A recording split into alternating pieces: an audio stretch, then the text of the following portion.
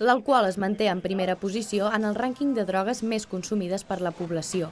El 2018 gairebé el 60% de persones ateses per l'àrea de salut col·lectiva del Servei d'Addiccions de l'Hospital Sant Joan han vingut per consum d'alcohol, deixant en un percentatge molt baix els casos atesos per substàncies il·legals. Nosaltres atenem a l'any aproximadament unes 1.100 persones, 1.200 persones, i una dada que sí que m'agradaria donar, doncs gairebé el 60% de la problemàtica que tenem té a veure amb l'alcohol i no pas amb substàncies il·legals. Substàncies il·legals són minoritàriament ateses. L'Associació Reus Som Útils s'ha sumat avui, amb motiu del Dia Internacional de les Nacions Unides contra l'abús de drogues i tràfic il·lícit, a la campanya Recolzi no castigui, una iniciativa global on quasi un centenar de països hi participen per denunciar la política de drogues actual i lluitar per unes de noves basades en la salut pública i els drets humans.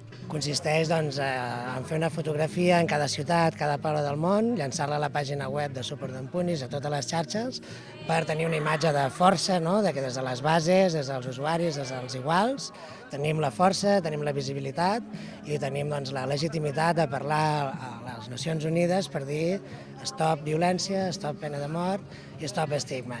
Segons el projecte HOME, Catalunya ha augmentat un 31% el nombre de persones ateses en els últims 5 anys. Els principals causants són la cocaïna, l'alcohol i el cànnabis. És el dia en què les Nacions Unides